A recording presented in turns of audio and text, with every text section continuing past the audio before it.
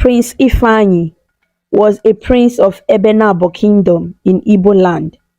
He was a good prince that everyone loved and respected.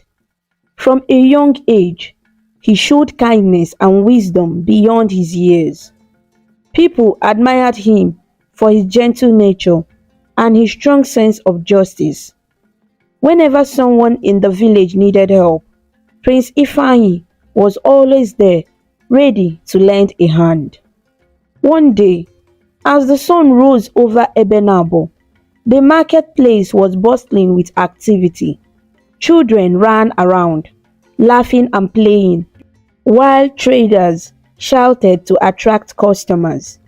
In the midst of this lively scene, Prince Ifeanyi walked with his father King Obinna and his mother Queen Ifunanya. They smiled and greeted the villagers warmly. "Ifeanyi, my son," said King Obinna, placing a hand on his shoulder. "You have always made us proud. The people of Ebenabo hold you in high regard because of your good deeds."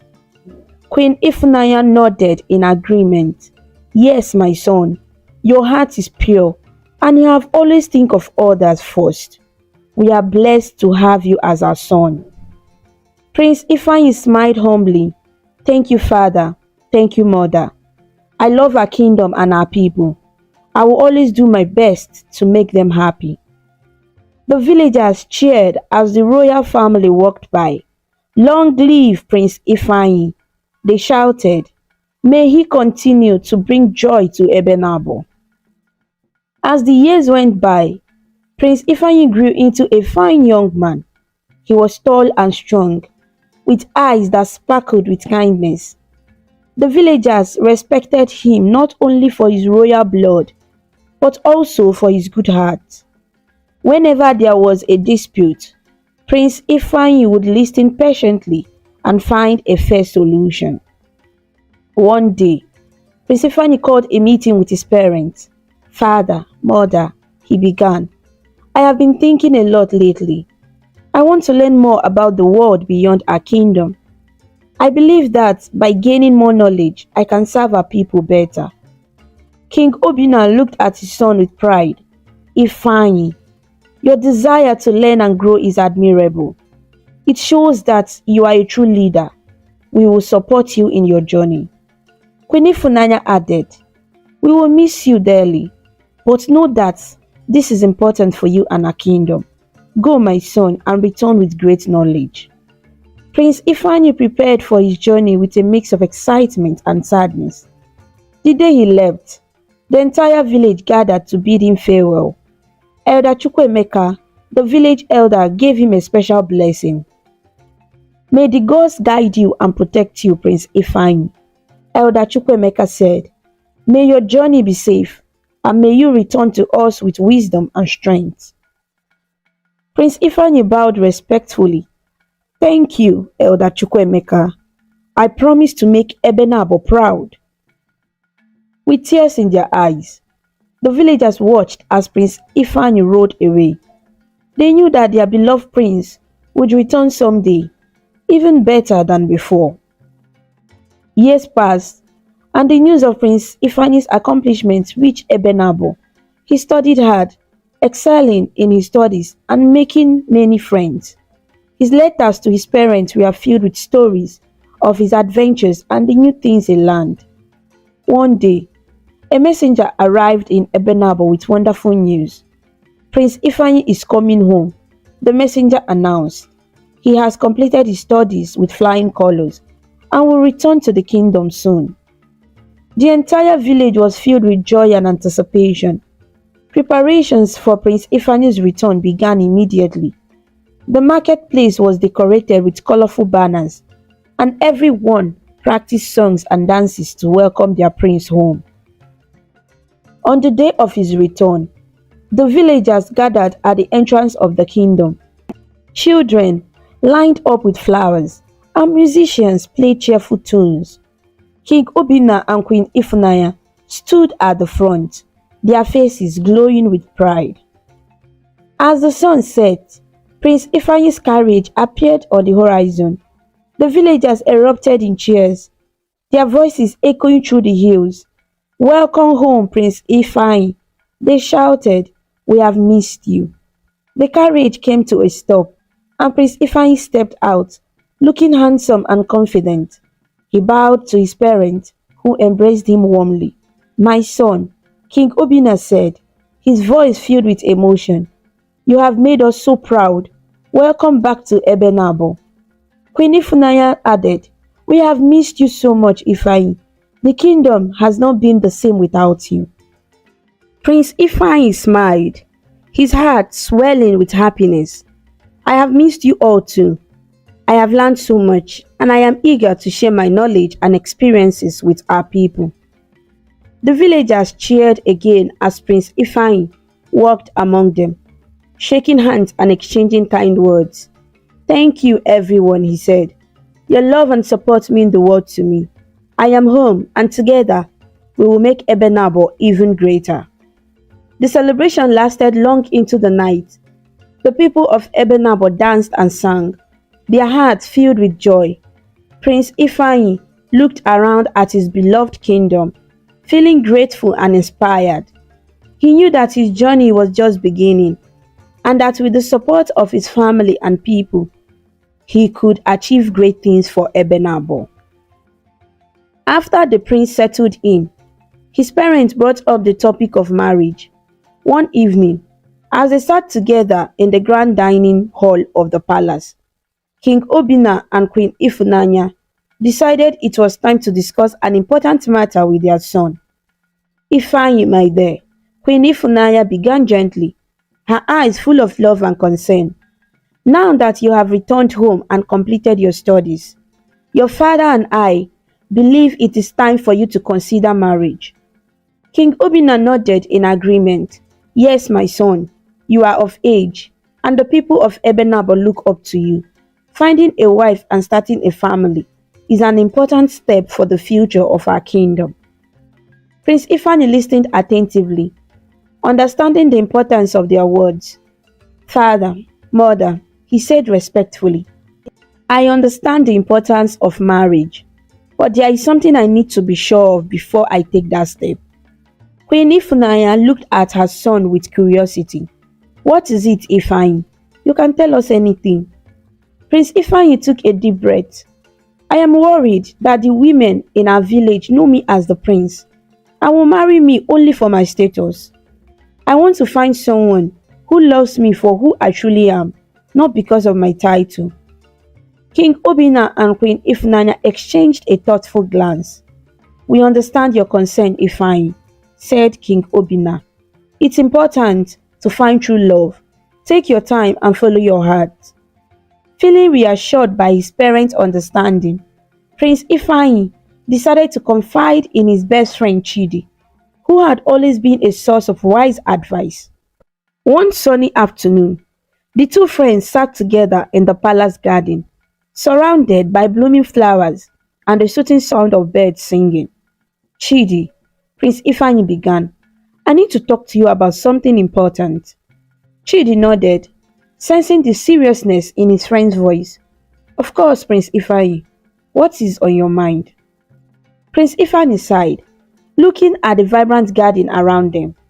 My parents, they want me to get married, but I'm worried that the women in our village only see me as the prince. I want to find someone who loves me for who I truly am.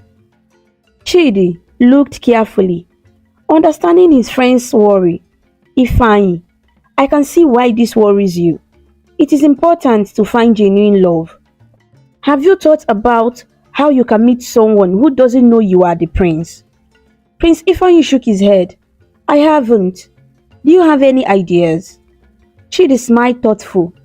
What if you disguise yourself as a commoner and travel to another village?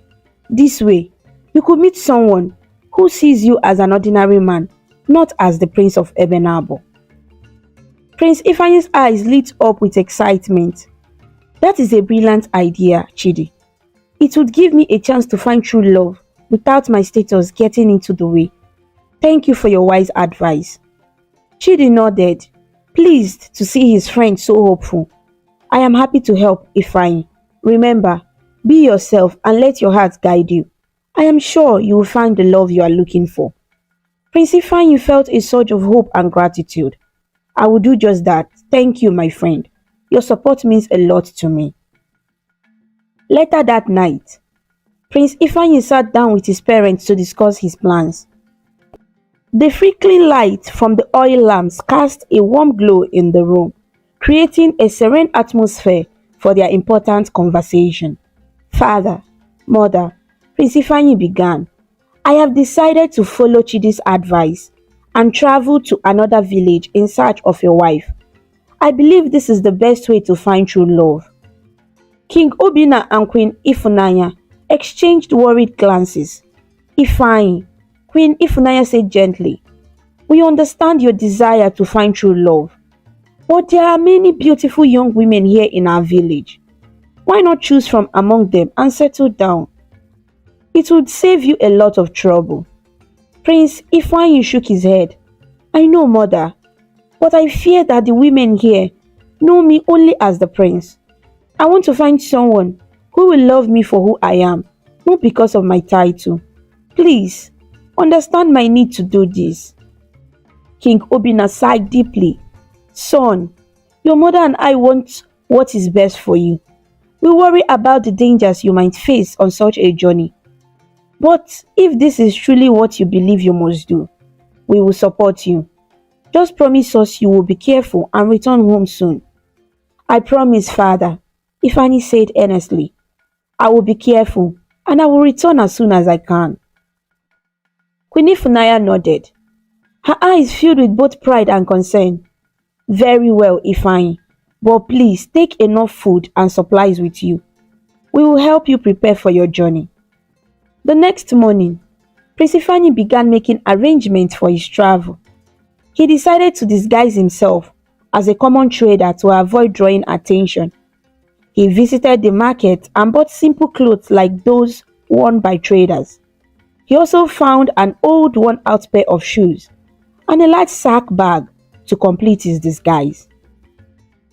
This would do perfectly, Ifeanyi thought to himself as he looked at his new attire. No one will recognize me as the prince in these clothes. His parents watched him prepare with a mix of worry and pride. Queen Ifunanya made sure to pack enough food for the journey. She filled a large basket of bread, dried meat, fruits and water. Take this with you, Ifeanyi, she said, handing him the basket. You will need it for the journey. Remember to eat well and stay strong. Thank you, mother, Ifeanyi said, taking the basket gratefully. I will take good care of myself. King Obinna placed a hand on his son's shoulder. Be wise, my son. Trust your instincts and be cautious of strangers. And always remember that we are here, waiting for your safe return. I will, father, Ifeanyi replied, feeling a surge of emotion. Thank you both for your support and understanding. With everything ready, Prince Ifeanyi set out on his journey. He walked through the village, now dressed as a humble trader.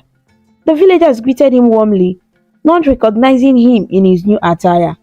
He felt a sense of excitement and freedom as he left Ebenabo and headed towards the neighboring village of Umudim. The journey was long, but the beautiful countryside made it enjoyable. Ifeanyi admired the lush green fields, the tall trees, and the vibrant flowers that lined the path. He felt at peace, knowing he was on a quest for true love. After several hours of walking, Ifeanyi finally arrived at Umudim. It was a small, peaceful village with friendly people. He noticed children playing in the streets, women selling goods at the market, and the men working hard in the fields. Excuse me, Ifeanyi said to a passerby, can you tell me where I can find a place to stay? The passerby, a kind man named Okeke, smiled warmly. Welcome to Umudim, traveler. You can stay at Neka's Inn. It's just down the road. She will take good care of you.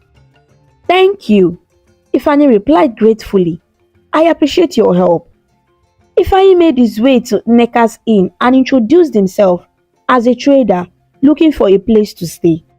Nneka, A kind and hospitable woman welcomed him with open arms. "Welcome, Ifeanyi," she said, showing him a modest room. "Make yourself at home. If you need anything, please let me know." "Thank you, Nneka," Ifeanyi said, feeling relieved. "I appreciate your hospitality." As Ifeanyi settled into his new surroundings, he felt a sense of hope and excitement. He knew that his journey to find true love had just begun. With his parents' blessings and the support of his best friend, he was ready to explore Umudim and discover if this village held the key to his heart's desire. After the prince had settled in, Nneka, the kind innkeeper, approached him with a curious look. She had been wondering about the new guest staying at her inn. "Good evening, Ifeanyi," Nneka greeted with a warm smile.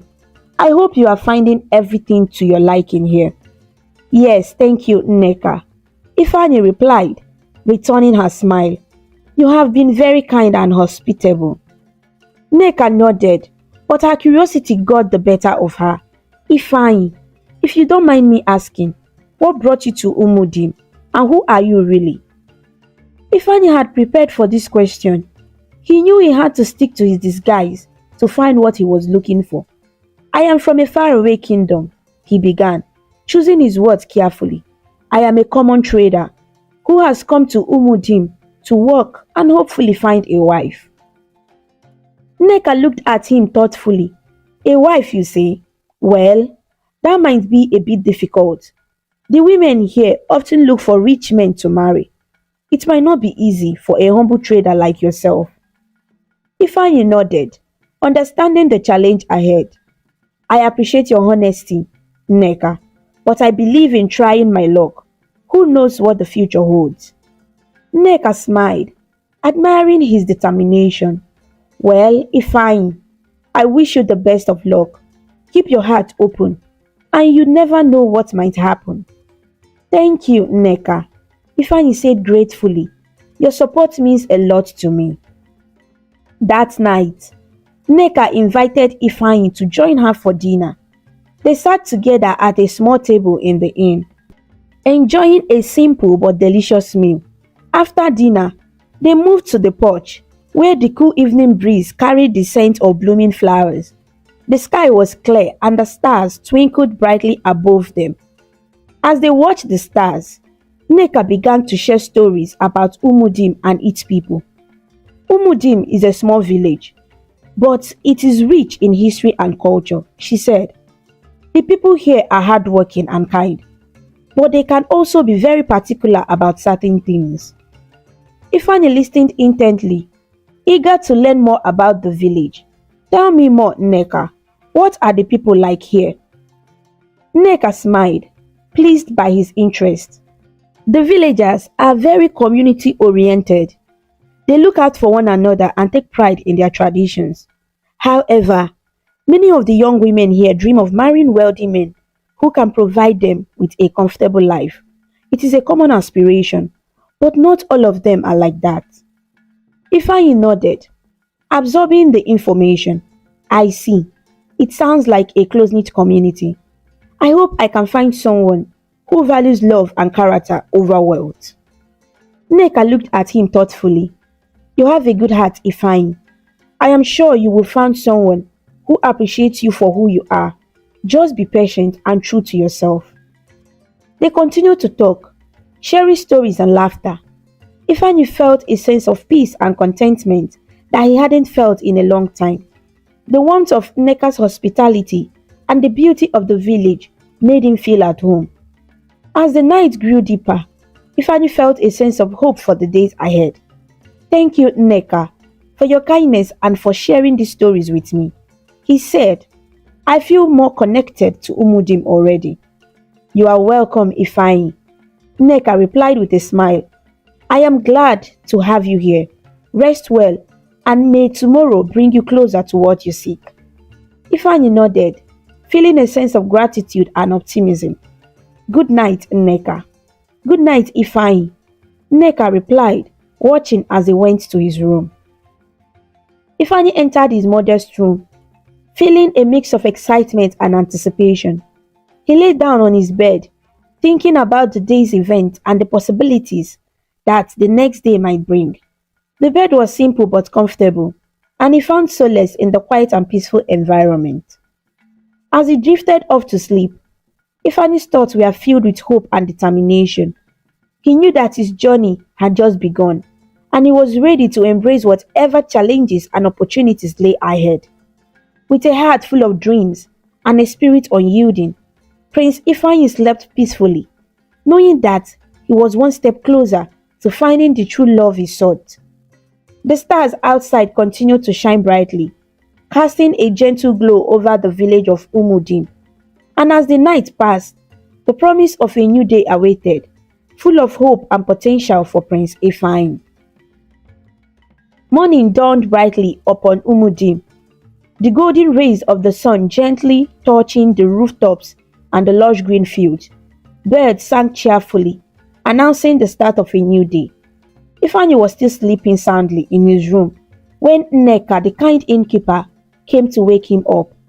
"Good morning, Ifeanyi," Nneka said softly, knocking on his door. "It's time to get up. Your breakfast is on the table, so freshen up and eat before you start your day." Ifeanyi stretched and rubbed his eyes, slowly waking up. "Good morning, Nneka," he replied, grateful for her hospitality. "Thank you for the breakfast. I will be done shortly." Nneka smiled and nodded. "You are welcome. I have to head to the farm now, but if you need anything, just let me know." After Nneka left for the farm, Ifeanyi stood up and got ready for the day. He washed his face, brushed his teeth, and dressed in the simple trader attire he had prepared. The clothes were modest and made him look like a common man. After freshening up, he went downstairs to find his breakfast waiting for him on the table. The meal was simple but hearty, consisting of freshly baked bread, some fruit and a cup of warm tea. Ifeanyi ate with gratitude, feeling energized and ready for the day ahead. Once he finished breakfast, Ifeanyi headed to the market. He walked through the bustling streets of Umudim, blending in with the locals. The market was alive with activity, filled with the sounds of traders calling out their goods and the lively chatter of villagers. Ifeanyi approached a store and bought some yams with the money he had brought with him. He then set up a small spot outside the market to resell the yams. Dressed as a humble trader, he hoped to understand the daily lives of the people better and perhaps meet someone special. As the morning progressed, customers began to approach his store. Ifeanyi greeted each one with a warm smile and friendly words. He was happy to make sales, and the villagers appreciated his courteous demeanor. "Good morning, sir," Ifeanyi said to a customer. "Would you like to buy some fresh yams? They are of excellent quality." The customer inspected the yams and nodded. "Yes, I will take 3 of them. They look very good." "Thank you," Ifeanyi replied, carefully packing the yams for the customer. "Have a great day." The customer smiled and paid for the yams. "You too, young man. You have a good heart." Ifeanyi's heart felt light as he continued selling yams. He enjoyed interacting with the villagers and felt a sense of accomplishment with each sale. However, his day was not without its challenges. On his way home from the market, Ifeanyi noticed a group of beautiful young women seated under a mango tree chatting and laughing. He decided to greet them, hoping to make new friends and possibly find someone who would see beyond his humble appearance. "Good afternoon," Ifeanyi said politely as he approached the women. "How are you all doing today?" The young women glanced at him briefly before turning away, whispering among themselves. They looked at him with disdain, clearly unimpressed by his appearance. One of the women, with a haughty expression, said, "Why is a poor trader like you talking to us? We have no time for someone like you." Ifeanyi felt a pang of sadness but managed a polite smile. "I just wanted to say hello, have a good day." Feeling disheartened, Ifeanyi continued on his way home. He couldn't shake off the feeling of rejection, but he reminded himself of his purpose and remained hopeful. When he arrived back at the inn, Nneka was there to greet him. He noticed the look on his face and asked, "Ifeanyi, how was your day at the market?" Ifeanyi sighed and began to narrate his experiences. "The market was busy, and I made some good sales.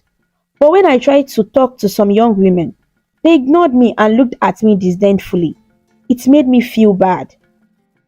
Nneka listened attentively, a look of understanding on her face. "I am sorry that happened, Ifeanyi. Some people can be very judgmental based on appearances. But do not let that discourage you. You are doing well, and the right person will see the goodness in your heart." Ifeanyi nodded, feeling a bit better. "Thank you, Nneka. Your words mean a lot to me. I will keep trying and hope for better days ahead." Nneka smiled warmly. "You have a kind heart, Ifeanyi. Keep being yourself, and you will find what you are looking for." Feeling comforted by Nneka's encouragement, Ifeanyi went to his room to rest. As he lay on his bed, he reflected on the day's events. Despite the challenges, he remained hopeful and determined to find true love. The stars outside twinkled brightly, filling him with a renewed sense of optimism for the days to come. Days passed, and Ifeanyi continued working hard. He sold yams in the market, interacted with the villagers, and learned more about the people of Umudim. Though his days were busy, the evenings provided him with moments of quiet reflection. One evening, after finishing his work at the market, Ifeanyi decided to take a walk around the village. The cool breeze and the setting sun created a peaceful atmosphere. As he strolled through the village, he heard the sound of music and laughter coming from the village square. Curious, Ifeanyi followed the sounds and soon arrived at the village square. There, he saw a group of girls dancing gracefully. Their movements were synchronized, and their colorful dresses swirled beautifully in the air. Ifeanyi stood at a distance, smiling as he watched them dance. When the dance ended, the girls gathered together, chatting and laughing. Ifeanyi decided to approach one of them, a particular beautiful girl named Masinachi. Her grace and beauty had caught his eye, and he felt a strong desire to speak with her. "Good evening," Ifeanyi greeted politely, hoping to catch her attention. Masinachi glanced at him briefly but did not reply. She continued talking to her friends, ignoring his presence. "Ifeanyi," Ondita tried again. "I just wanted to say that you dance beautifully. Your grace and beauty are truly remarkable. I would love to make you my wife." Masinachi turned to him with a look of surprise and annoyance. "Who are you to talk to me like that?" she demanded. "And who are you to even think of asking for my hand in marriage?" Before Ifeanyi could respond, Masinachi gathered her friends around. "Look at this poor man, oh," she said mockingly. "He thinks he can just walk up to me and propose. How ridiculous." The other girls joined in, laughing and hurling insults at Ifeanyi. "You must be out of your mind," one of them said. "Go back to where you came from." Humiliated and hurt, Ifeanyi turned away and walked home sadly. His heart felt heavy with disappointment. When he reached the inn, Nneka noticed his troubled expression. "Ifeanyi, what happened?" Nneka asked with concern. Ifeanyi sighed deeply and recounted the events of the evening. "I saw a group of girls dancing at the village square. After the dance, I approached one of them. She was so beautiful, and I told her how graceful she danced. I even mentioned that I would like to make her my wife. But she and her friends insulted me and called me a poor man. I felt so humiliated." Nneka's eyes softened with sympathy. "I am so sorry that happened, Ifeanyi. Some people can be very cruel, but do not let this discourage you. You have a good heart, and I believe you will find someone who sees that." Days turned into weeks, and Ifeanyi continued to face rejection and humiliation from the women he encountered. Each time he tried to talk to a young woman, they looked down on him because of his humble appearance. One afternoon, Ifeanyi sat on the porch of the inn feeling defeated. Maybe this was a mistake. He thought to himself, perhaps I should return home. Nneka, noticing his despair, sat down beside him. Ifeanyi, I know this has been hard for you, but you must not give up. True love is worth fighting for. Keep trying and do not lose hope. Ifeanyi looked at her, appreciating her unwavering support. Thank you, Nneka. Your words always give me strength. I will keep trying. But it is difficult not to feel discouraged. Nneka smiled warmly. I understand, Ifeanyi. But remember, the right person will come into your life when you least expect it. Stay true to yourself and keep believing. With Nneka's encouragement, Ifeanyi decided to continue his quest. He reminded himself of his purpose and the promise he had made to his parents and Chidi. Despite the challenges, he held on to the hope that he would find someone who loved him for who he truly was. The days ahead were filled with uncertainty, but Ifeanyi's spirit remained unbroken. He knew that his journey was far from over, and with each step, he moved closer to discovering the love he sought. The road was difficult, but the promise of true love kept him going, and he was determined to see his journey through to the end. One cool evening, Ifeanyi decided to take a break from his busy day and went to the river to watch the flowing water. The gentle sound of the river and the cool breeze created a peaceful atmosphere. He found a quiet spot by the river bank and sat down, lost in his thoughts. As he sat there, he felt a light tap on his shoulder. Startled, he turned around and saw a young woman standing there, smiling warmly at him. She had a kind face and a gentle demeanor. Hello, she greeted softly. My name is Oriako. I am a daughter of Umudim. Ifeanyi smiled back, feeling a sense of calm in her presence. Hello, Oriako. My name is Ifeanyi. It's nice to meet you. Oriako nodded. I have heard a lot about you, Ifeanyi. I heard you are a trader from a faraway kingdom and that you are looking for a wife. Ifeanyi was surprised. Yes, that's true, but how did you know? Oriako sighed softly. In a village as small as Umudim, news travels fast. I wanted to meet you because I feel we have something in common. Curious, Ifeanyi asked, what do you mean? Oriako looked at the river, her expression turning somber. My family became outcast many years ago. Because of that, I do not join the other women in their meetings, dancing, or social gatherings. I am often alone, just like you seem to be. Ifeanyi felt a point of sympathy for Oriako. I am sorry to hear that, Oriako. It must be very hard for you. Oriako nodded, her eyes reflecting her sadness. It is, but I had learned to live with it. I just wanted to tell you that not everyone in this village is like the others who have treated you poorly. Touched by her words, Ifeanyi shared his own experiences. The women here have rejected me and even humiliated me because they think I'm just a poor trader. It has been very discouraging. Oriako looked at him with understanding.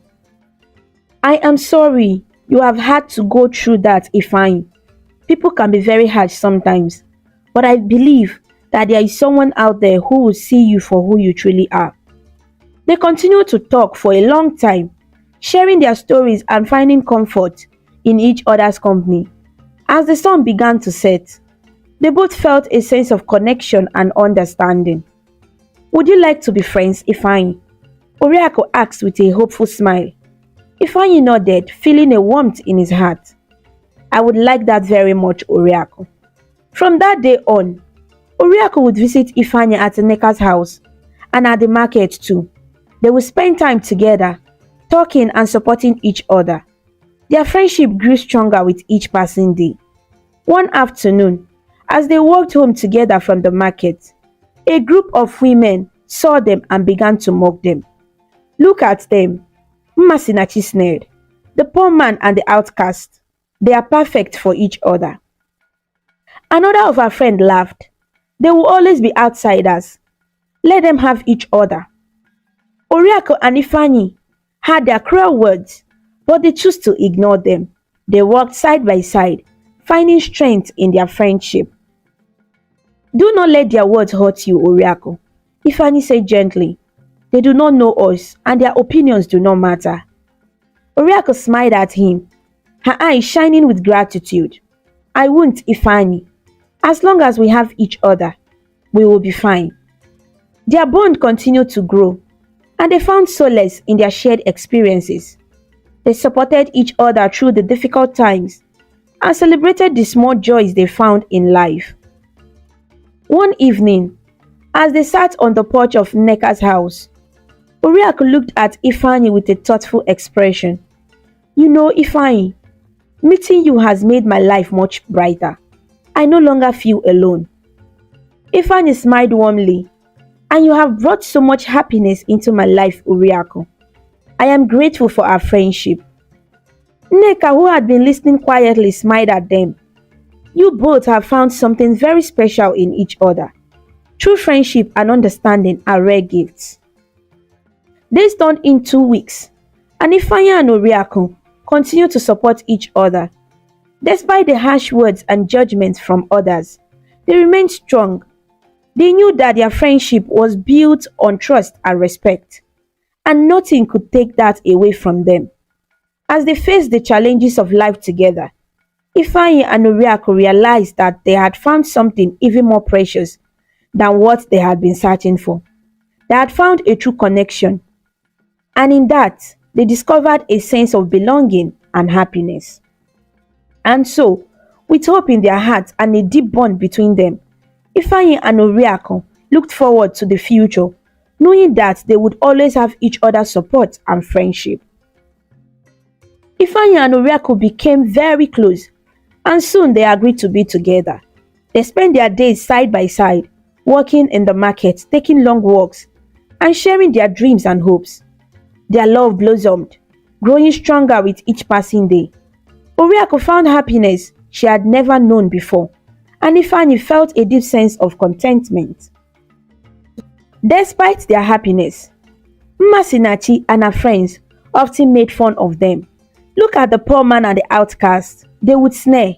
They are perfect for each other. But Oriakụ did not let their cruel words bother her. Let them say what they want, she told Ifeanyi. We know the truth, and that's all that matters. One day, Ifeanyi decided it was time to take the next step in their relationship. With the help of Nneka, he arranged a special gathering at the village square. He wanted to make this moment memorable for Oriakụ and show everyone the depth of his love for her. Nneka, Ifeanyi said, I need your help to organize a gathering at the village square.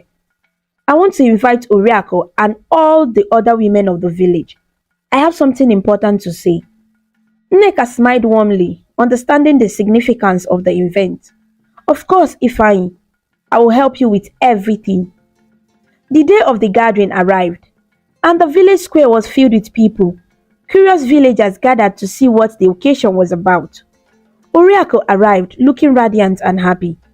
She was surprised to see so many people but trusted Ifeanyi.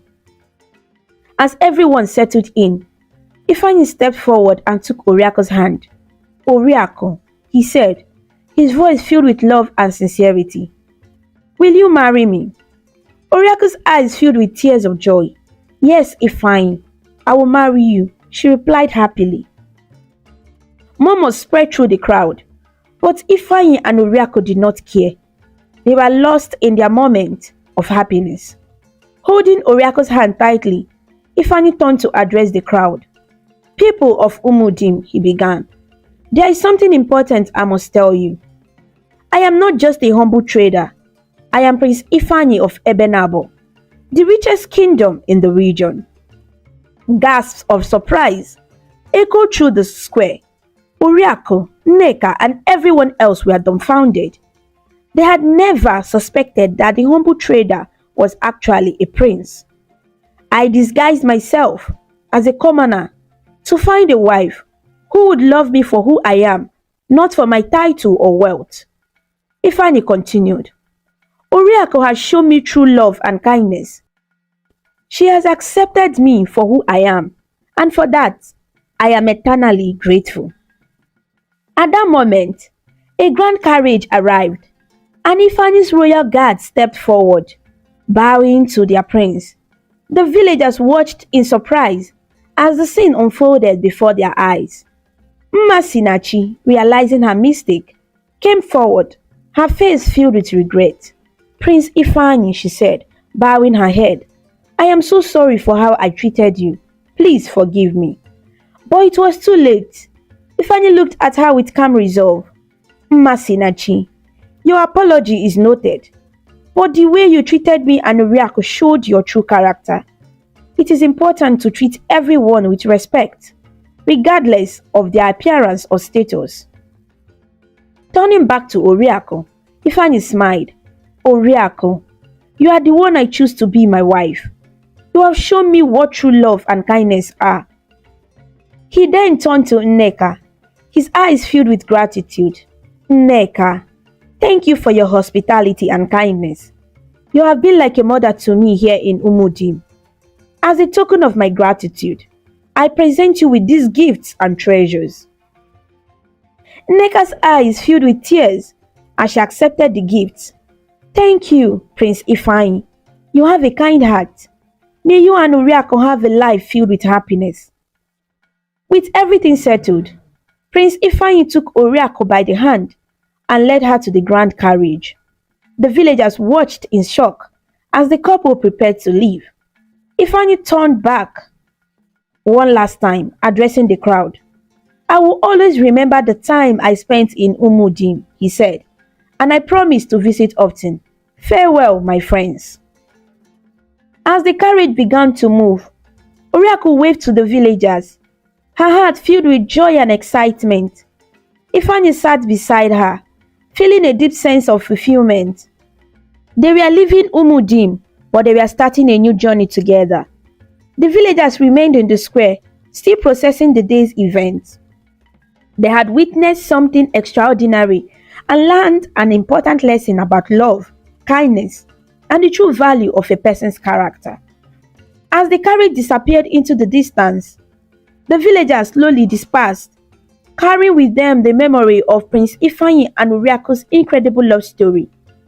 It was a story that would be told for generations, reminding everyone that true love knows no boundaries and that the heart sees beyond appearances. The prince and Oriako arrived at Ebenabo happily. As their grand carriage rolled through the gates of the kingdom, they were met with joyful cheers of villagers. The streets were lined with people, all eager to catch a glimpse of their beloved prince and his new bride. Colorful banners fluttered in the breeze, and flowers adorned every corner, adding to the festive atmosphere.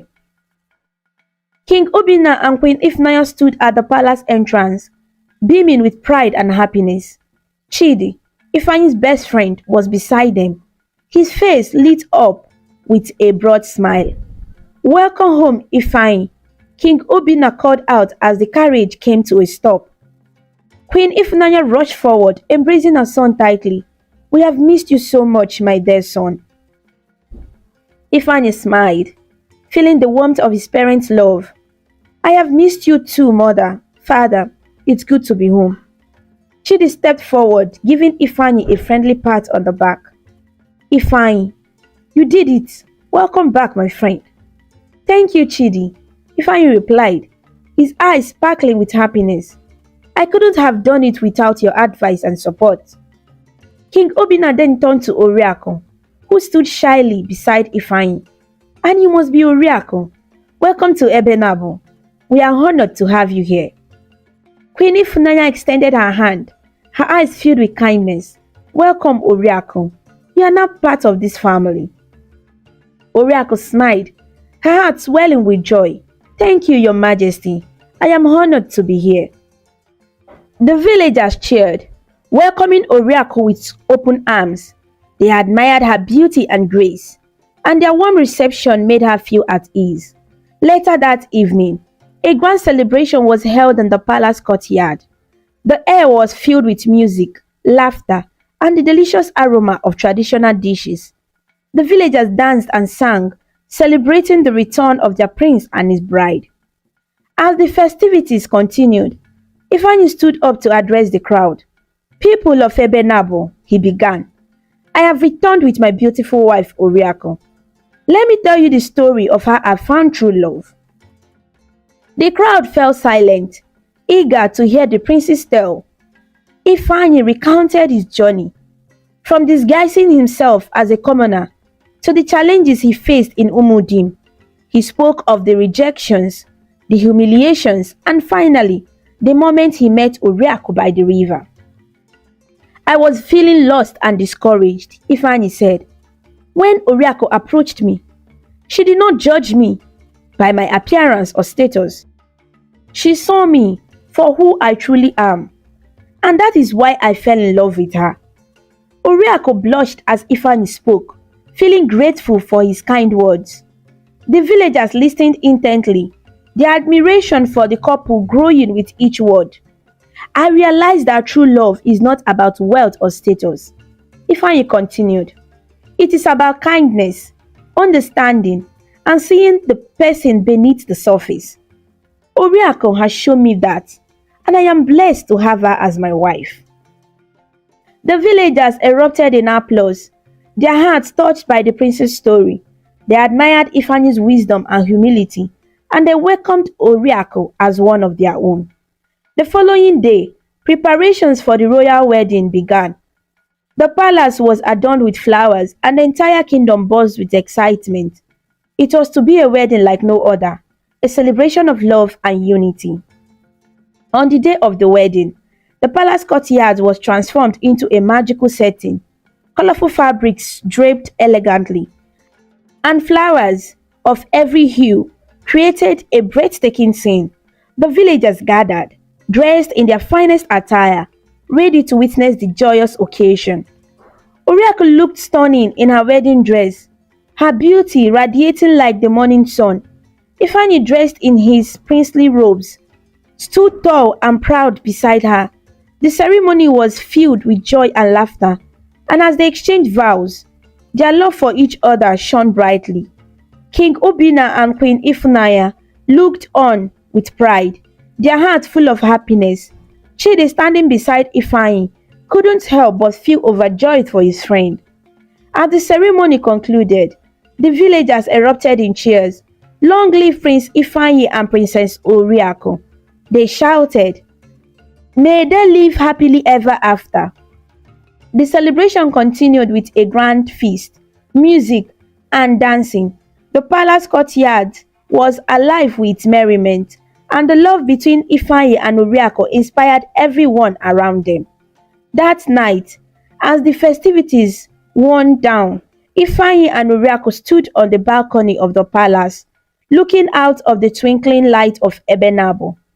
"Ifeanyi," Oriako said softly, "I never imagined my life would turn out this way. I am so grateful for everything." Ifeanyi smiled, taking her hands in his. "Oriako, you have brought so much joy into my life. I am grateful for you every day.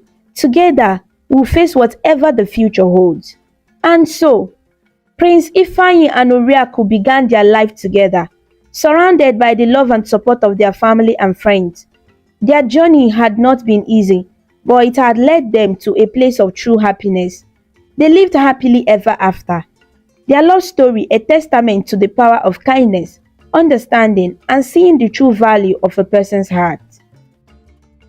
In this story, we learn an important lesson about love and kindness.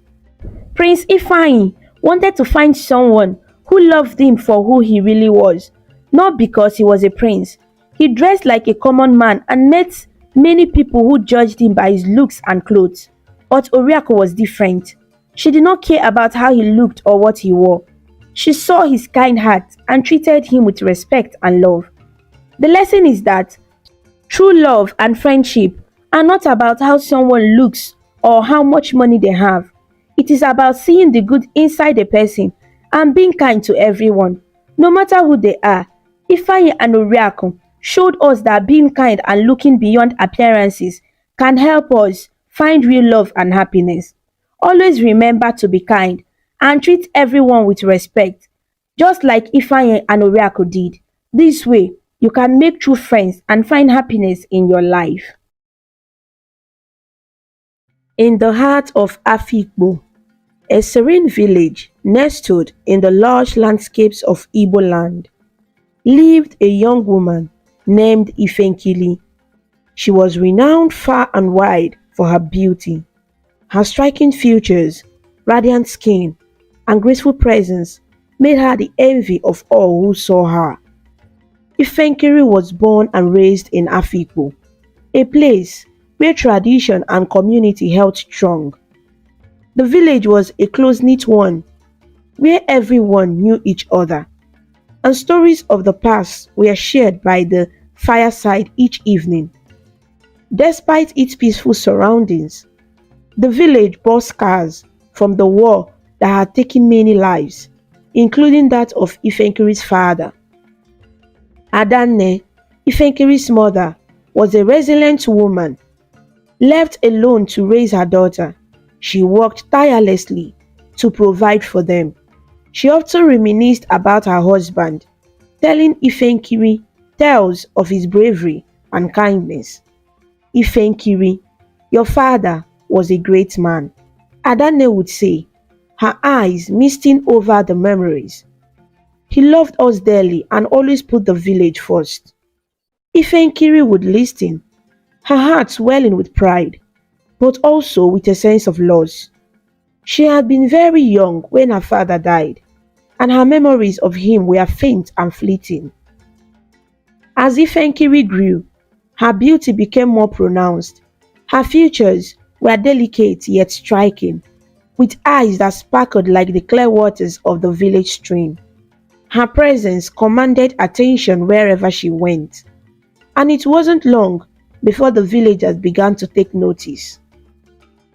Ah, Ifenkili, you are truly blessed, the villagers would say, admiring her as she walked by. No one in Afikpo can compare to your beauty. Ifenkiri, aware of her looks, began to develop a sense of superiority. She believed her beauty set her apart from the other girls in the village. She often looked down on them, convinced they could never measure up to her standards. One of her closest friends was Onogo, a kind-hearted girl who admired Ifenkiri despite her flaws. Onogo was always at Ifenkiri's beck and call, willing to do anything to stay in her good graces. Ifenkiri, let's go to the market together, Onogo suggested one sunny morning. I hear there are new fabrics from the traders. Ifenkiri glanced at her friend, a hint of disdain in her eyes. Onogo, you can go if you want. I have more important things to do than browse through market stalls. Onogo's smile faltered, but she nodded, hiding her disappointment. She knew Ifenkiri well and understood that her friend's harshness came from a place of insecurity, though Ifenkiri would never admit it.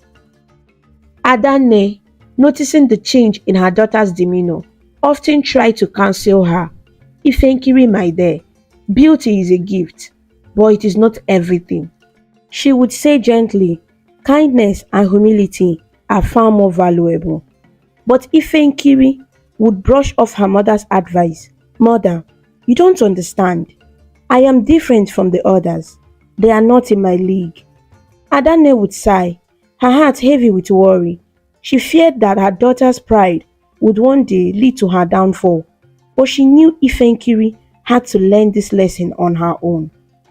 The days in Afikpo passed peacefully, with the villagers going about their daily routines. The women would gather by the river to wash clothes and exchange stories, while the men walked the fields or hunted in the nearby forests. Children, played in the dusty streets, their laughter filling the air. Ifenkiri, however, often isolated herself. She preferred to stay away from the communal activities, believing they were beneath her. She spent her time admiring her reflection in the mirror, dreaming of a future where she would be revered not just for her beauty, but for the power and influence she believed she deserved. One afternoon, as Ifenkiri sat by the window, lost in thought, Onogu approached her hesitantly. Ifenkiri, may I speak with you? What is it, Onogu? Ifenkiri replied, not bothering to look up. I just wanted to say, you should be kinder to others. They look up to you, you know. Ifenkiri finally turned to face her friend, a frown creasing her forehead. Why should I care what they think? They are not on my level. Onogo sighed, wishing she could make her friend see reason. Just because you are beautiful doesn't mean you should be unkind. True beauty comes from within. Ifenkiri scoffed, waving her hand dismissively. Spare me your lectures, Onogo. If you have nothing better to say, you can leave. Hurt and disappointed, Onogu nodded and walked away. She knew that Ifenkiri's attitude would eventually catch up with her, but for now, all she could do was hope that her friend would come to her senses before it was too late. As time went by, Ifenkiri's behavior became more unbearable. Her sense of superiority over everyone in the village of Afikpo only grew stronger. She walked through the village with her head held high, often ignoring the greetings of her fellow villagers. Ifenkiri believed she was destined for greater things, far beyond the simple life her neighbors led. Despite Ifenkiri's haughty demeanor, Onogu remained loyal. She visited Ifenkiri daily, always eager to help with whatever task was needed. Ifenkiri took full advantage of this, treating Onogu more like a servant than a friend. Onogu, fetch me water from the stream, Ifenkiri commanded one afternoon.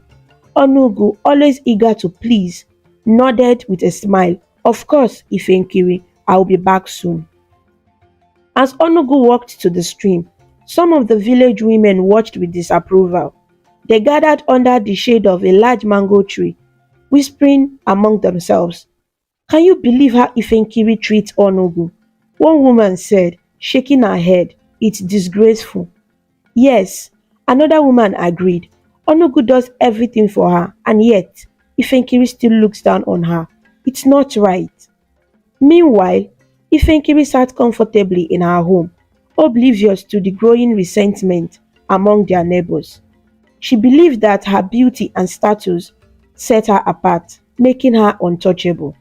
When Onogu returned with the water, Ifenkiri barely acknowledged her effort. Put it in the kitchen, she said dismissively.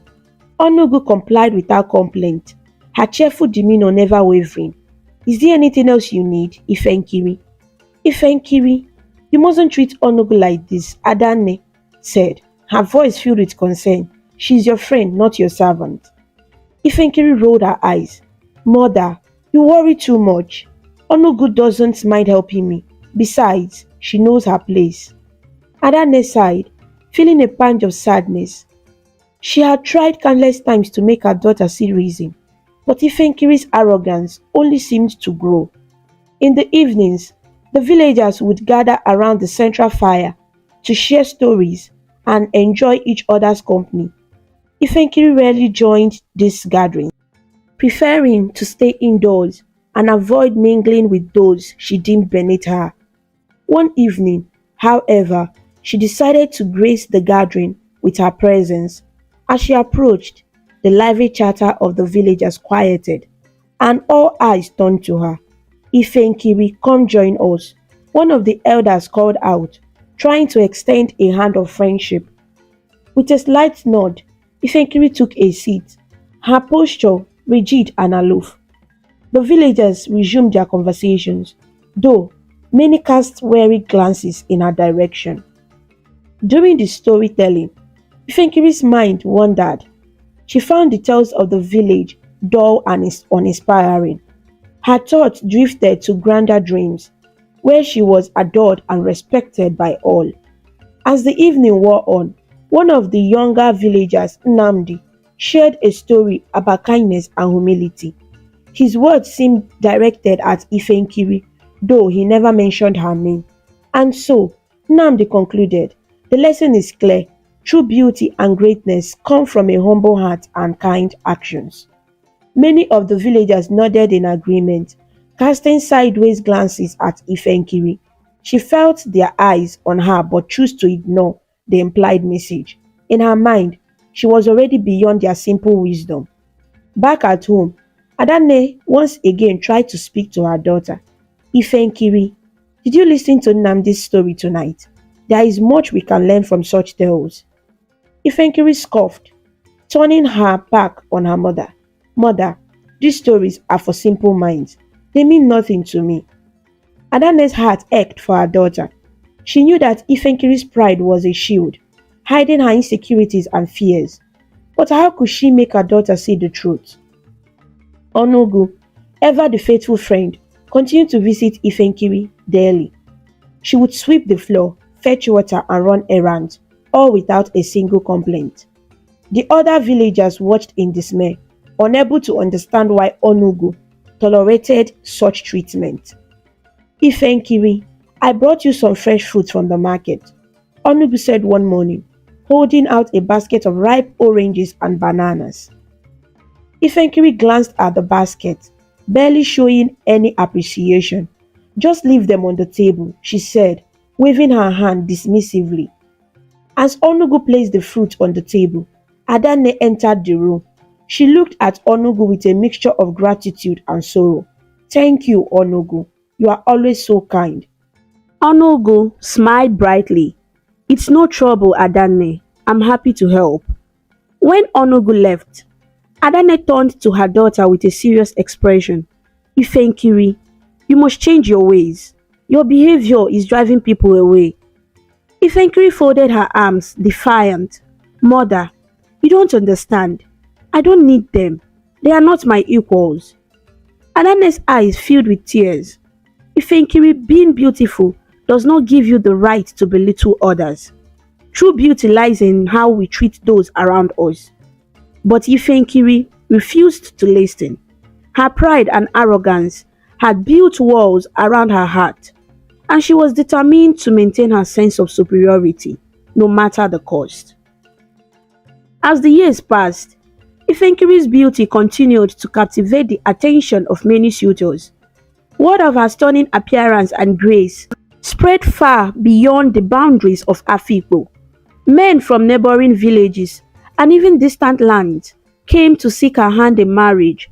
They brought gifts and spoke of their admiration, hoping to win her heart. One day, a young man named Chinedu from the neighboring village of Eziama arrived at Ifenkiri's home.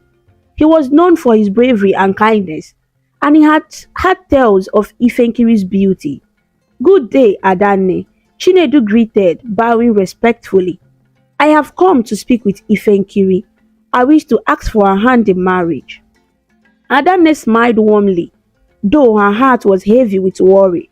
Chinedu, you are a good man. Let me call Ifenkiri. Adanne called her daughter, who entered the room with an air of indifference. She looked at Chinedu, her eyes scanning him critically. Mother, what does he want? Ifenkiri asked, her tone cold.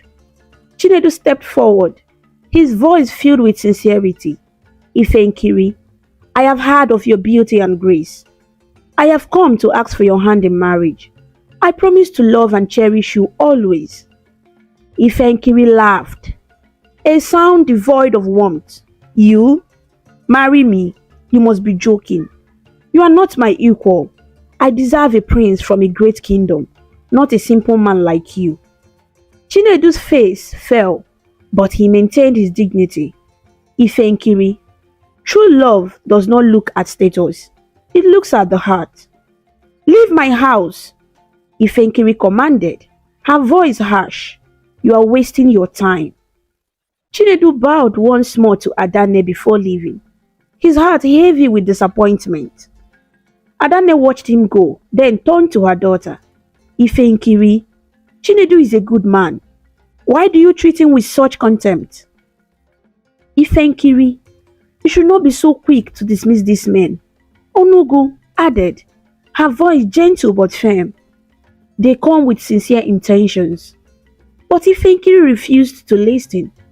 You both do not understand. I am destined for greatness. I will not settle for anything less than a prince. Days turned into weeks, and more suitors arrived at Ifenkiri's doorstep. Each time, she met them with the same disdain and arrogance. Obina, a wealthy trader from a nearby village, came with a chest of gold and fine clothes. Ifenkiri, I have traveled far to see you, Obina said, presenting his gifts. I wish to make you my wife and share all that I have with you. Ifenkiri glanced at the chest, unimpressed. Gold and clothes do not make a prince. Take your gifts and leave. You are not worthy of me. Obina, like the others before him, left with a heavy heart. The villagers began to talk, their whispers growing louder with each rejection. Does Ifenkiri think she's better than everyone? One woman murmured, she will end up alone if she continues this way. Yes, another agreed, even the best of men are not good enough for her. It is a shame. Despite the growing disapproval from the villagers, Ifenkiri remained steadfast in her belief that she deserved a prince. One evening, as she sat in her room, Onugu entered, carrying a basket of freshly picked flowers. Ifenkiri, these are for you, Onugu said, placing the basket on the table. Ifenkiri barely glanced at the flowers. What do you want, Onugu? I want to talk to you, Ifenkiri, Onugu replied, sitting down beside her friend. You are turning away good men who genuinely care for you. Why can't you see that? Ifenkiri, Onugu is right, Adane said, entering the room. You must stop this. A prince may never come. You need to open your heart to those who are here for you. But Ifenkiri shook her head, her resolve unwavering. I will not settle. I know what I deserve, and I will wait for it. Onugu sighed, feeling a pang of sadness for her friend. Ifenkiri, life is not always about what we think we deserve. Sometimes, it is about what we make of the opportunities given to us. Ifenkiri, my dear, please listen, Adane pleaded. You are letting pride cloud your judgment. Do not let it lead you to a lonely path. But Ifenkiri turned away, refusing to heed their advice. She was determined to wait for her prince, convinced that he would come one day and sweep her off her feet, making her the queen she believed she was destined to be. And so, the suitors continued to come, only to be met with rejection and scorn. Ifenkiri's heart remained closed, her pride and arrogance blinding her to the genuine love and happiness that stood right before her. One sunny afternoon, Ifenkiri decided to take a walk through the village, hoping the fresh air would lift her spirits. She invited Onugu to accompany her, and the two friends set off, chatting and laughing as they strode along the dusty path of Afikpo. Ifenkiri, what is on your mind today? Onugu asked, noticing the thoughtful look on her friend's face. Ifenkiri smiled, her eyes sparkling with excitement. Onugu, I've been thinking about my future. I dream of becoming a queen, ruling a great kingdom with my king by my side. Can you imagine it? Onugu chuckled, shaking her head. Ifenkiri, that sounds like a fairy tale. Such things do not happen to people like us. But Ifenkiri's confidence remained unshaken. You will see, Onugu. My Prince Charming will come for me. I am so beautiful that it is only a matter of time before he arrives and take me to his kingdom. As they continued walking, an elderly man approached them. He was well respected in the village, known for his wisdom and kind heart. His face was lined with age, and his eyes held a lifetime of experiences. Good afternoon, Ifenkiri and Onugu. The old man greeted, his voice gentle but firm. May I speak with you for a moment? Ifenkiri raised an eyebrow, curious yet slightly irritated by the interruption. What is it, old man? The elder sighed, looking directly at Ifenkiri. Ifenkiri, I have watched you grow up, and I have seen many suitors come to ask for your hand in marriage. You turn them away, dreaming of a prince. But remember, time waits for no one. You must choose wisely from those who seek you now, or you may never marry. Ifenkiri's face twisted with anger. How dare you speak to me like that? You know nothing of my dreams or my words. Get out of my way. The old man shook his head sadly. Pride comes before a fall, Ifenkiri. Do not let it lead you a lonely path. Infuriated, Ifenkiri insulted the old man. You are just a foolish old man. Mind your own business and leave me alone. She stormed off, her temper flaring. Onogu, feeling embarrassed and concerned, turned to the old man. I am so sorry, sir. Please forgive her. She did not mean to be so harsh. The old man nodded, his expression sorrowful. I hope she finds her way before it's too late. Onogu hurried after Ifenkiri, who was striding ahead, her fist clenched in anger. Ifenkiri, please calm down. He meant no harm. He was only trying to help. But Ifenkiri's fury was uncontrollable. Help? He thinks he can lecture me about my life? He has no idea who I am or what I deserve. Onogu sighed, trying to soothe her friend. Ifenkiri, you need to calm down. Getting angry won't solve anything. When they finally reached Ifenkiri's home, Adane was outside, tending to the garden. She saw the look on Ifenkiri's face and knew something was wrong. What happened, Ifenkiri? Why are you so upset? Before Ifenkiri could respond, Onugu stepped forward and explained. We met an old man on our walk. He told Ifenkiri that time waits for no one. I want her to choose a suitor soon, or risk never marrying. Ifenkiri did not take his words well and became very angry. Adane's face grew serious. Ifenkiri, you must listen to the wisdom of our elders. They speak from experience and care for our well-being. But Ifenkiri ignored her mother, walking straight into the house and locking the door behind her. She was sitting with rage, unable to understand why everyone seemed to doubt her dreams. Inside her room, she paced back and forth, replaying the old man's words in her mind. How dare he? How dare anyone tell me what to do with my life? She muttered to herself. Meanwhile, Adane turned to Onogo, concern etched on her face. Thank you for telling me, Onogo. I worry about Ifenkiri. Her pride and stubbornness will only bring her pain. Onogu nodded, her heart heavy with concern for her friend. I know, Adane. I tried to make her see reason, but she's so determined to follow her own path. Inside her room, Ifenkiri sat by the window, staring out at the village.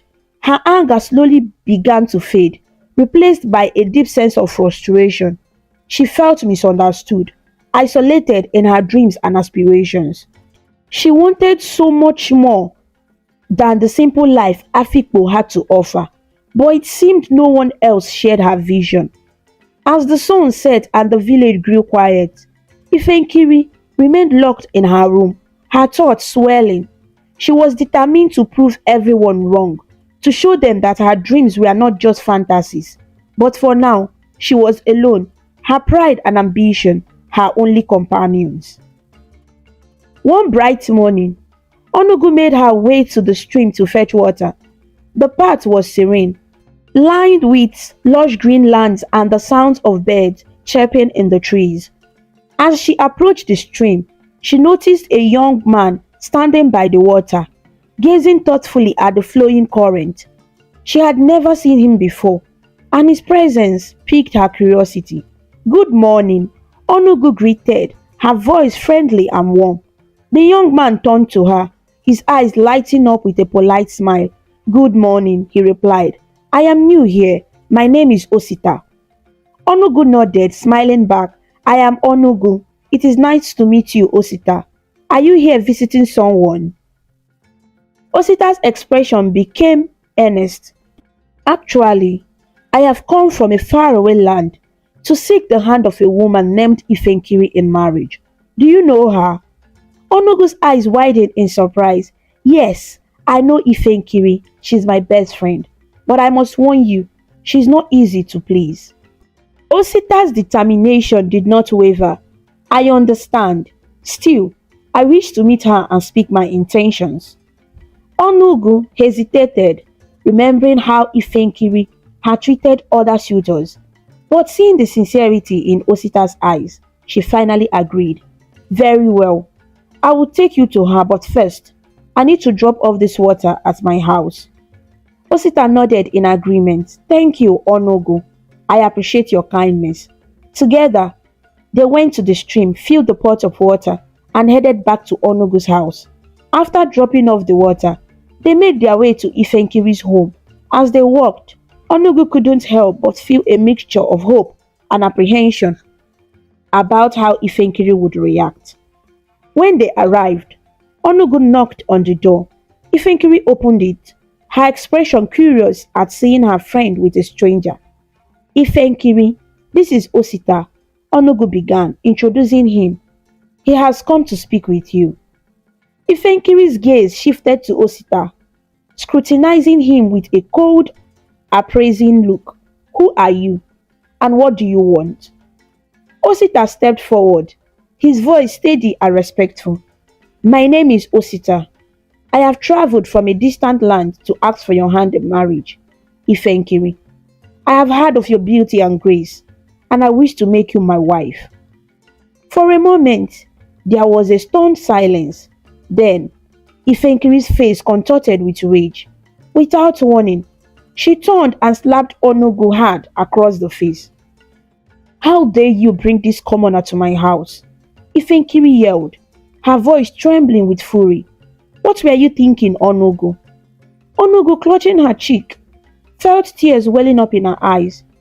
She had only wanted to help, but now she felt humiliated and betrayed. Ifenkiri, I thought you might give him a chance. Get out of my sight. Ifenkiri screamed. I don't need friends like you who bring me nothing but disgrace. Onogo, her heart breaking, turned and walked away. She paused at the door, her voice choked with emotion. I am done with this friendship, Ifenkiri. I have always stood by you, but you have crossed the line. With that, Onogo left, leaving Ifenkiri and Osita standing in tense silence. Ifenkiri turned to Osita, her eyes blazing with contempt. And you, poor man, why are you still here? Get out of my house this instant. Osita, dumbfounded by the harsh rejection, could only bow his head in silent sorrow. Without another word, he turned and walked away, his heart heavy with disappointment. Adanne, who heard the commotion, came out to see what had happened. She saw the anguish on Onugu's face as she passed by, and the forlorn look on Osita's as he walked away. Turning to Ifenkiri, she demanded an explanation. Ifenkiri, what have you done? Onugu is the only true friend you have, and you stroke her? Why do you push everyone away with your pride and arrogance? Ifenkiri, her face still flushed with anger, did not respond. She simply turned and walked into the house, leaving her mother standing there, a mixture of sadness and frustration in her eyes. Adanne watched her daughter retreat inside, her heart aching with worry. She knew Ifenkiri's pride would lead her to a lonely path if she didn't change her ways. But for now, all she could do was hope that one day, Ifenkiri would realize the true value of friendship and humility. Ifenkiri continued to live her life with the same haughty demeanor, dismissing every suitor who came her way. Her home, once lively with the constant visit of Onogo, now felt airy quiet. Onogo had stopped coming, and Ifenkiri never bothered to check on her former friend. She was too consumed with her own dream and ambitions. One day, a thrilling piece of news spread like wildfire through the village of Afikpo. A prince from the renowned Ani kingdom was coming to the village to seek a wife. The entire village buzzed with excitement, and preparations for his arrival began immediately. The market square was decorated with colorful fabrics and flowers, and everyone eagerly anticipated the prince's visit. Ifenkiri, hearing the news, felt a rush of exhilaration. This is it, she thought to herself. My Prince Charming has finally arrived. She dressed in her finest attire, a beautifully embroidered wrapper and blouse, adorned with elegant beads around her neck and wrists. She carefully applied her makeup, making sure she looked perfect. With a confident smile, she walked to the village square, her head held high. As she entered the square, the villagers turned to look at her. She moved with grace, her beauty undeniable. The other maidens felt a pang of fear and insecurity, convinced that Ifenkiri would be the one to catch the prince's eye. Ifenkiri looks stunning, whispered one of the maidens. How can we compete with her? Yes, another agreed. The prince will surely choose her. Despite their fears, all the maidens gathered and waited anxiously for the prince's arrival. The air was thick with anticipation and excitement. Finally, a majestic entourage appeared on the horizon, and the villagers craned their necks to catch a glimpse of the prince. The prince arrived, dressed in his finest robes, exuding an air of nobility and grace. He stepped out of his carriage, and a hush fell over the crowd. Ifenkiri's heart raced as she watched him approach, confident that her moment had finally come. The prince walked through the gathered maidens, his eyes scanning the crowd. When he reached Ifenkiri, he paused and smiled, giving her a glimmer of hope. He took her hand gently, looking deep into her eyes. Ifenkiri felt a surge of triumph. This is it, she thought. He has chosen me. But then, the prince spoke in a low, serious tone. It can never be you. You are not a nice person and do not deserve my love. Shock washed over Ifenkiri's face. She looked at him again, her eyes widening in recognition. This was not a stranger. This was Osita, the commoner she had cruelly dismissed. No, it can't be, she stammered, her voice trembling. Osita released her hand and turned away, leaving Ifenkiri standing there in stunned silence. He walked straight to Onogu, who stood in the crowd, watching the scene unfold. Taking Onogu's hand, he brought her forward, his eyes filled with admiration and love. Onogu, he said, his voice warm and sincere. You are beautiful, not just on the outside, but in your heart. Will you marry me? Tears of joy welled up in Onogu's eyes. Yes, my prince, I will marry you, she replied, her voice choked with emotion. The villagers erupted in cheers and applause, overjoyed by the turn of events. They had seen Ifenkiri's true nature and felt that justice had been served. Onogu deserves this happiness, one villager said. She has always been kind and humble. Yes, another agreed. Ifenkiri got what she deserved. The village elders stepped forward to bless Onogu and Osita. May your union be filled with love, joy, and prosperity, they said, placing their hands on the couple's heads. As the celebration began, Ifenkiri, unable to stand the shame and humiliation, ran home in tears. She locked herself in her room, her heart heavy with regret and sorrow. Meanwhile, the village rejoiced. Osita and Onugu's wedding was a grand affair, filled with music, dancing and laughter. Everyone celebrated the couple's love and the happy turn of events. Ifenkiri did not attend the wedding. She stayed at home, consumed by her feelings of regret and sadness. For the first time, she saw what true happiness looked like and realized what she had lost because of her pride. As Onugu and Osita danced together, surrounded by the love and joy of their community, Ifenkiri sat alone in her room, contemplating her future. She vowed to change her ways, hoping to find her own path to happiness and redemption. Years passed, and Ifenkiri found herself marking her 40th birthday in a quiet and reflective manner. The vibrant, confident young woman who once believed she was destined for greatness had changed considerably. She had learned from her mistakes, but she was painfully aware that her change of heart had come too late. As the years went by, the men who had once sought Ifenkiri's hand in marriage found love and started families of their own. The village of Afikpo buzzed with the sounds of children playing and the laughter of happy couples. Ifenkiri watched from the sidelines, her heart heavy with regret.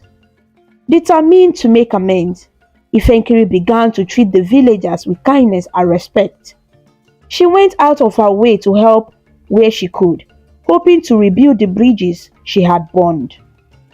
The villagers, seeing her genuine efforts, slowly began to warm up to her. Ifenkiri, would you like to join us for the harvest festival this year? One of the village women asked kindly. Yes, I would love to, Ifenkiri replied, her smile genuine but tinged with sadness. Despite her efforts, Ifenkiri knew that some wounds were too deep to heal completely. Her once radiant beauty had faded with time, and while she still possessed a grace and charm, the years of arrogance had taken their toll. She had lost the spark that once made her the envy of all. One afternoon, Ifenkiri decided to take a walk through the village.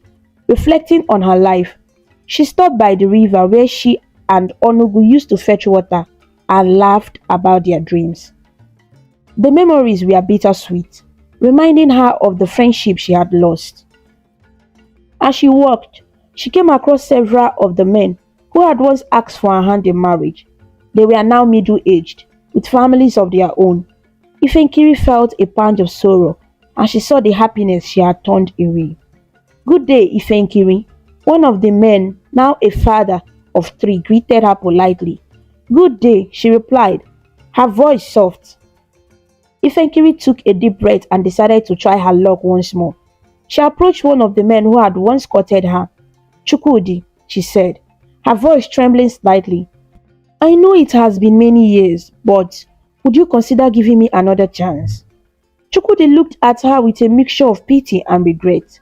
Ifenkiri, you are a different person now, and I respect that, but I am happily married, and my heart belongs to my family. I wish you well. Hearing these words, Ifenkiri felt a fresh wave of regret. She nodded, forcing a smile. I understand, Chukwudi. Thank you for your honesty. As she continued her walk, she felt the weight of her past decisions pressing down on her. She returned home, where her mother Adane was waiting. How was your work, Ifenkiri? Adane asked, noticing the sadness in her daughter's eyes. It was reflective, mother, Ifenkiri replied. I saw many of the men who once came for me. They are all happy now. Adane sighed, reaching out to hold Ifenkiri's hand. My dear, you have changed for the better. That is what matters. The past cannot be undone, but you can still find peace and purpose. Ifenkiri nodded, tears welling up in her eyes. I know, mother. I just wish I had realized it sooner. As time went on, Adane's health began to decline. Ifenkiri cared for her mother devotedly, trying to make up for the years of selfishness with love and attention. Eventually, Adane passed away, leaving Ifenkiri completely alone. The news of Adane's death spread throughout the village, and many came to offer their condolences. Ifenkiri appreciated their kindness, but felt a deep emptiness inside. Meanwhile, Onugo had become the queen of Ani Kingdom. She had a loving husband, Osita, and was blessed with beautiful children, both princes and princesses. Onugo's life was filled with joy and fulfillment, a stark contrast to Ifenkiri's solitary existence. Onugo never returned to Afiko, but stories of her kindness and wisdom reached the village. Ifenkiri often thought of her former friend, regretting how she had treated her and wondering if she could ever find it in her heart to forgive herself. Every day, Ifenkiri lived with the regret of her past actions. She knew she could never turn back time, but she hoped that by continuing to be kind and helping others, she could find some semblance of peace. She spent her days tending to the village's needs, trying to find solace in the good deeds she performed. Despite her efforts, the pain of her past mistakes lingered. Ifenkiri's heart ached with the realization that she had missed out on true happiness because of her pride and arrogance. The love and joy she saw in the lives of others served as a constant reminder of what she had lost. As Ifenkiri sat alone in her home, she whispered a prayer for forgiveness and hoped that someday she might find a way to forgive herself and move forward. 10 years passed and Ifenkiri reached her 50th year. Her once radiant beauty had softened with age, but she had gained a different kind of grace, one that came from wisdom and experience. Ifenkiri had never married, but she found a new purpose in life as an advocate for younger women in the village of Afikpo. She spent her days advising young girls on the importance of inner beauty and character, sharing her own life story as cautionary tale. Ifenkiri's transformation into a mentor earned her the respect and admiration of the villagers, who had come to see her as a symbol of growth and redemption. One sunny afternoon, Ifenkiri gathered a group of young women under the shade of a large tree. The girls sat in a circle, listening intently as Ifenkiri spoke. "Beauty is a wonderful gift," Ifenkiri began, her voice gentle yet firm. "But it is fleeting, it fades with time, and what remains is your character and the kindness you show to others." The girls nodded, captivated by her words. One of them, a girl named Adeze, raised her hand. "Ifenkiri, how did you learn this lesson?" Ifenkiri smiled, her eyes reflecting both sadness and wisdom. "I learned it the hard way, Adeze. I was once very proud of my beauty and turned away many suitors, believing I deserved more. But in the end, my pride led me to loneliness. It took many years and much regret for me to understand that true beauty lies within." The girls looked at her with admiration. They appreciated her honesty and the lessons she imparted. Ifenkiri had become a beacon of hope and guidance for them. Though Ifenkiri had made peace with her past, there was still one person she longed to see again, Onogo. She often thought of her old friend and hoped that one day they might reconcile. One morning, as Ifenkiri was tending to her garden, she heard a familiar voice call her name, "Ifenkiri." She looked up and saw Onugu standing at the gate, a warm smile on her face. Ifenkiri's heart leaped with joy. She rushed to the gate, her eyes filled with tears. "Onugu, is it really you?" Ifenkiri exclaimed, her voice trembling with emotion. "Yes, Ifenkiri, I have come back to Afikpo to find you," Onugu replied, stepping forward to embrace her friend.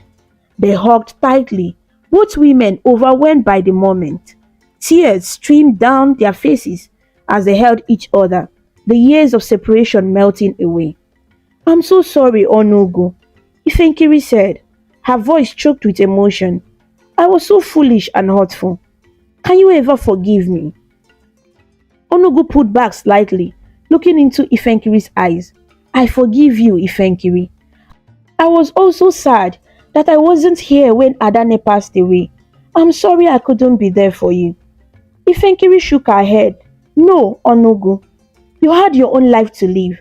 I'm just grateful you are here now." They spent the day catching up, sharing stories of their lives over the past years. Onugu told Ifenkiri about her children, the joys of motherhood, and her life as the queen of her kingdom. Ifenkiri shared how she had found a new purpose in helping the young women of the village. "I have learned so much, Onugu," Ifenkiri said.